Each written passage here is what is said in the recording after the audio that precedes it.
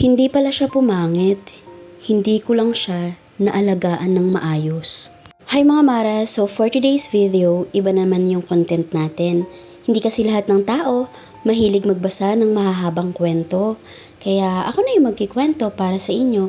May nakita kong story online na feeling ko marami sa inyo ang makakarelate. Itago nyo na lang ako sa pangalang Mark. Naniniwala ba kayo sa kasabihan na kung kailan mo iniwan ang isang babae, doon pa siya lalong gaganda? Kasi ngayon, damang-dama ko ang bagsik ng linyang yan. Sising-sisi ako, pero alam kong wala na akong babalikan. Live-in partner ko siya for 5 years. Hindi kami kasal at hindi ko nakikita na parang pakakasalan ko siya. Pero ilang beses na siyang nagmakaawa at nagpumilit sa akin para maging legal kami. Pero kasi sa tuwing nag-aaway kami, ang laging binabato ko sa kanya, sinong lalaking gustong magpakasal sa'yo kung ganyan ang ayos mo? Simula kasi nung nanganak siya sa anak namin, parang napabayaan niya na yung sarili niya. Haggard siya, laging nakapambahay, at wala nang oras mag-ayos ng sarili niya. Hindi ko nakita yung sakripisyo niya sa pag-aalaga ng anak namin at pag-aasikaso ng bahay.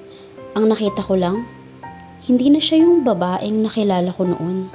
Kaya nung may nakilala akong iba sa trabaho, mas bata at mas fresh, laging naka-makeup, walang bit-bit na bata, bumigay ako. Pinagpalit at iniwan ko siya, pati yung anak namin, para sumama sa bago ko. Inisip ko noon, deserve ko ang mas maganda. Sa isip ko kasi, gwapo ako. May itsura. Malakas ang dating, kaya mas okay na sumama ako sa babaeng ganun din. Yung hindi ako mapapahiya pag pinakilala ko siya sa mga barkada ko. Ilang beses din siyang naghabol sa akin. Minsan iniisip ko pa na ginagamit niya yung bata para maawa ko sa kanya. Pero walang epek sa akin yung mga ginawa niya para balikan ko sila. Hanggang sa tumigil na rin siya after 2 months. Fast forward, 1 year na rin nung naghiwalay kami. Halos 6 months na rin siyang hindi humihingi ng sustento para sa anak namin.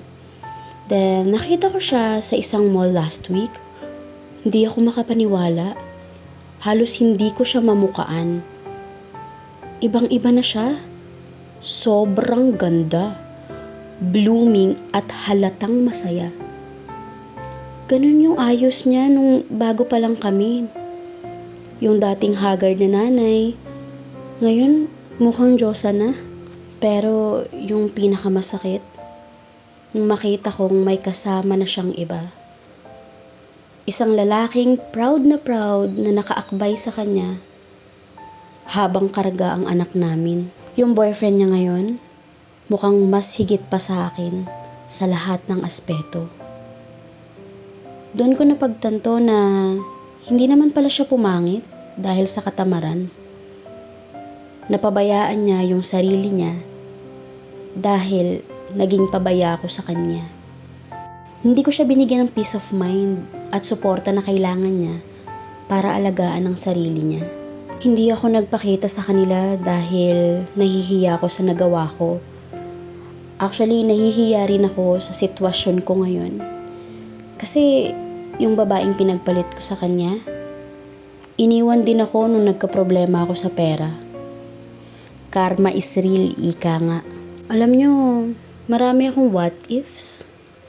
Marami akong sana. Sana hindi ko sila iniwan. Sana inalagaan ko siya ng maayos. At sana pinakasalan ko na siya. Kaya sa mga lalaking nakakapakinig nito, huwag nyo nang antayin na iwan nyo yung partner nyo bago nyo ma-realize yung worth nila. Kasi baka pagising nyo, yung haggard na asawa nyo, pinapaganda na ng iba.